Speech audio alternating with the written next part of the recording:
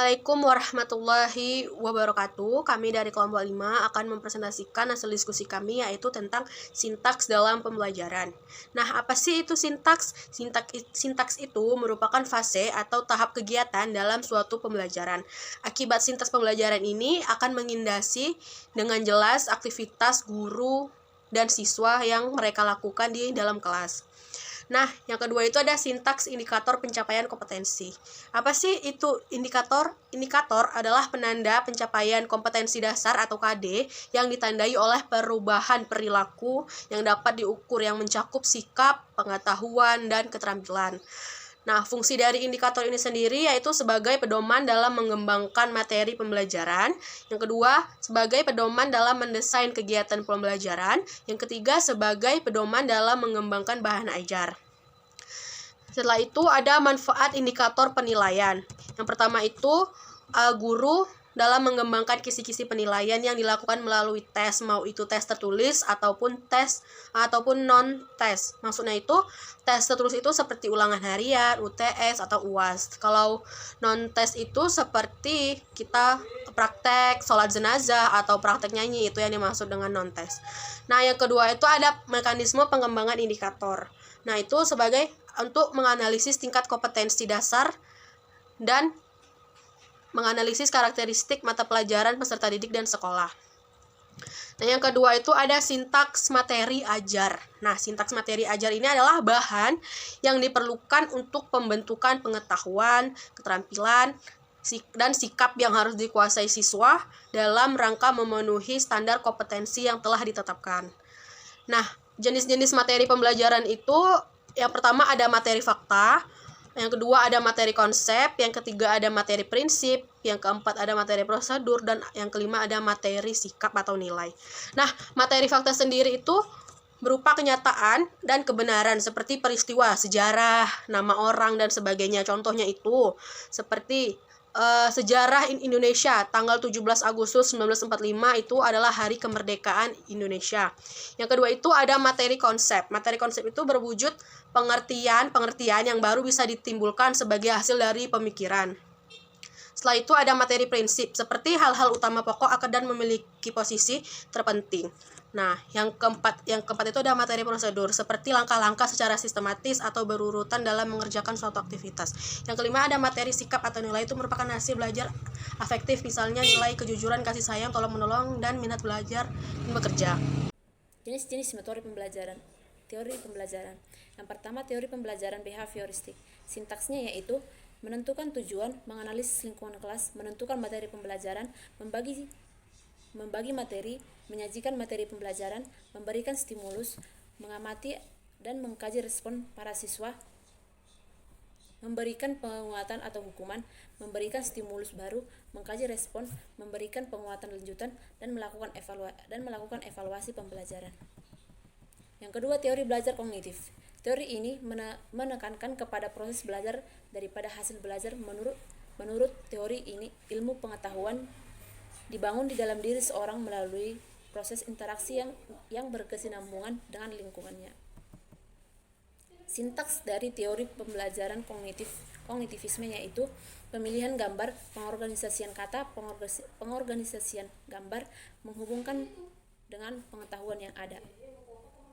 Yang ketiga yaitu teori belajar konstruktivisme. Pembentukan pengetahuan menurut konstruktivisme memandang subjek aktif akan menciptakan struktur-struktur kognitif dalam mereaksikannya dengan lingkungan. Sintaksnya yaitu pendahuluan, eksplorasi, restrukturisasi, aplikasi, dan review. Teori pembelajaran humanisme. Siswa berperan sebagai pelaku utama atau student center yang memakai proses pengalaman belajar sendiri.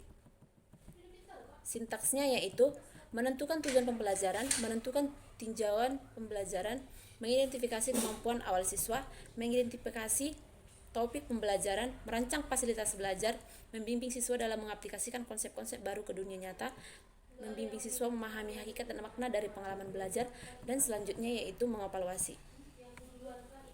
Saya Aprianda Febrianti akan menjelaskan tentang metode pembelajaran. Jadi menurut WJS Purwadarmita, metode itu adalah cara teratur dan terpikir baik untuk mencapai maksud. Nah, sedangkan definisi dari metode pembelajaran diartikan sebagai rencana yang sudah disusun dengan praktis guna mencapai tujuan pembelajaran. Macam-macam metode pembelajaran ada 5. Pertama ada metode ceramah. Metode ceramah sendiri merupakan cara mengajar dengan menyampaikan keterangan atau info dan juga suatu pokok permasalahan secara lisan. Kelebihan dari metode ini yaitu guru dapat menguasai kelas. Kelemahannya sangat kesulitan untuk peserta yang mempunyai gangguan pendengaran dan juga metode ini sangat membosankan dan juga susah untuk menarik kesimpulan.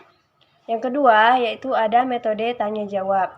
Metode tanya jawab merupakan metode mengajar yang memungkinkan terjadinya komunikasi langsung yang bersifat saintifik. Kelebihan dari metode tanya jawab itu sendiri yaitu siswa dapat menarik kesimpulan dan juga dapat menarik perhatian siswa serta mengembangkan daya pikir. Kelemahannya sangat membuang banyak waktu dan siswa juga takut jika guru mendorong siswa untuk menciptakan suasana yang tidak tenggang. Ada metode diskusi.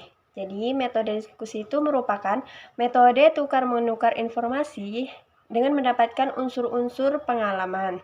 Kelebihan dari metode ini sendiri yaitu mengembangkan sikap saling. Saya Ayu Zahra Lestari menjelaskan tentang model pembelajaran.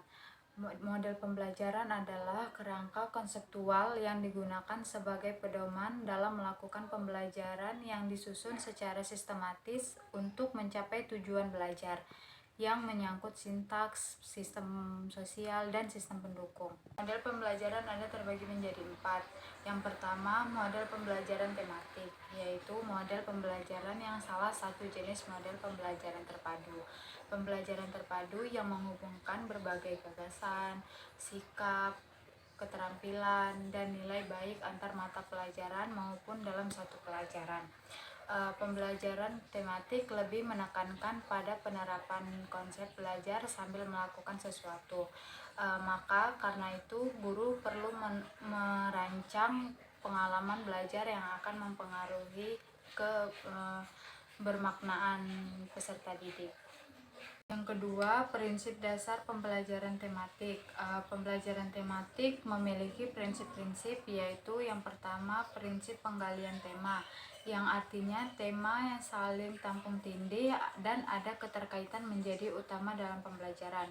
Yang kedua, prinsip pengelolaan pembelajaran, yang artinya guru harus mampu menempatkan dari sebagai fasilitator dan mediator dalam proses pembelajaran. Yang ketiga itu prinsip evaluasi, yang artinya pada dasarnya menjadi fokus dalam setiap kegiatan. Yang keempat itu ada prinsip reaksi, artinya guru harus bereaksi terhadap siswa dalam semua peristiwa ke suatu yang utuh dan bermakna sehingga siswa bisa lebih dapat memahami dalam pembelajaran. Yang ketiga, pentingnya model pembelajaran tematik. Memiliki arti pentingnya dalam membangun kompetensi peserta didik, antara lain itu kaitan konseptual antar mata pelajaran yang dipelajari akan membentuk skema, sehingga siswa akan mempengaruhi keutuhan dan kebulatan dalam pengetahuan. Nah, yang terakhir itu ada karakteristik pembelajaran tematik. Pembelajaran tematik di mana pendidik dapat mengaitkan mata pelajaran dengan mata pelajaran yang lain maupun dengan kehidupan peserta didik dan lingkungannya. Mungkin itu aja yang bisa kami sampaikan dan kami jelaskan. Apabila ada kekurangan kami mohon maaf. Assalamualaikum warahmatullahi wabarakatuh.